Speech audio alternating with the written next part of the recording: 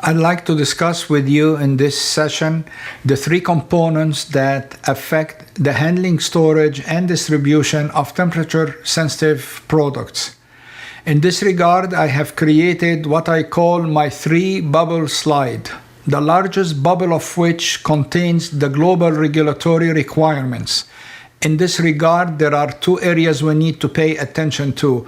The government requirements, such as the Food and Drug Administration of the United States, MHRA in the United Kingdom, the documents from Health Canada, the Irish authorities, and there is a whole list of governments. In addition, many countries have generated the requirements, countries such as Israel, Canada, Ireland, Saudi Arabia, South Africa, Egypt, and those are very important. I would encourage you to think globally and to act locally. A major organization we need to pay attention to is on the lower hand side of the big bubble, and that is the World Health Organization. It is an organization that I personally have great respect to because of the various guidance that they helped us with. For instance, there is a document on the international shipment of vaccines. There are good distribution practices. And later in my presentation, I would like to brief you on the most recent document that is very important for all of us to be familiar with. One example to demonstrate to you how each country is paying attention to the handling of temperature-sensitive product is the latest requirement from the Kingdom of Saudi Arabia. It will be a requirement starting June 1 that all temperature-sensitive product as well as those who are not controlled to be monitored from origin to destination. Without the temperature monitoring, the product will not be allowed to enter into the country. The second bubble I would like you to pay attention to is the one on your lower left-hand side, and that is industry best practice. Those are the technical reports that have been published under the auspices of the Parenteral Drug Association. In Technical Report 39, we can find information about the package development as well as the right stability studies that will support the shipment of temperature-sensitive products. Two more important reports will be published soon. One is what is good distribution practice, and the second one will be on what stability studies have to be done to support the shipment of temperature controlled products. The last bubble is, please focus with me on the lower right hand side, and that's the bubble which I label public standards. In this regard, General Chapter 1079 from the United States Pharmacopoeia is very important. I would like to emphasize that we all need to understand and be aware what are the various parts of General Chapter 1079 of the United States Pharmacopoeia as far as proper storage, proper handling, proper transport, documentation, and training for temperature-sensitive products. Another public standard I would like to bring to your attention is the IATA newly developed label. Please look at it and notice that it is very important that it shows that this box or this pellet has material that is time and temperature sensitive.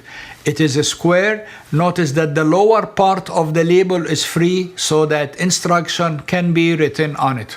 The three bubble slides help us to understand the major three components that affect the time and temperature sensitive products, the biggest of which are the global regulations, requirements, and country specification.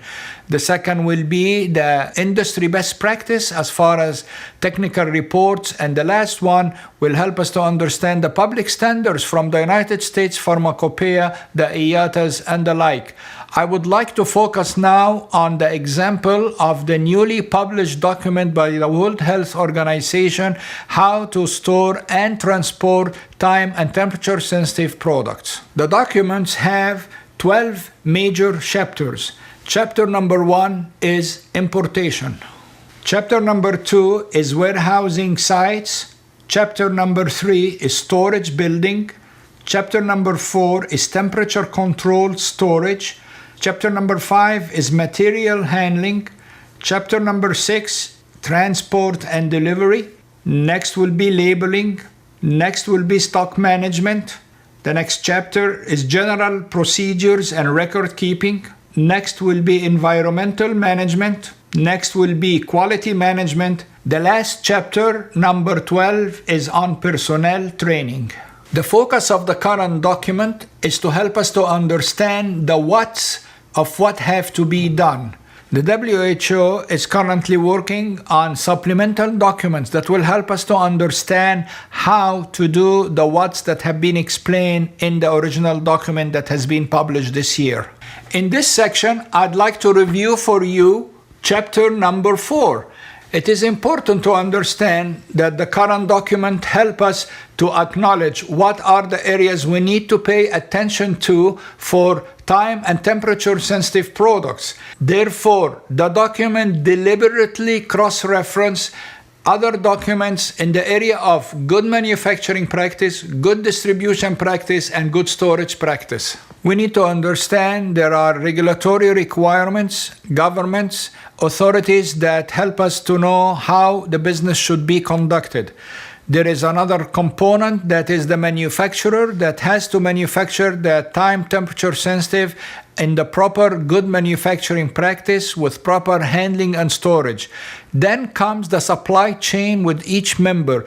Those are the forwarders, the carrier, the custom clearance, as well as the carrier and the storage on the other side of the shipment. All of us should hold hands. All of us should be responsible to ensure that the quality, the integrity, the potency, the efficacy, and the safety of the product, whether it is a pharmaceutical product or a vaccine, must reach the patient, the final end user, in the best of condition, such as it can cure the disease.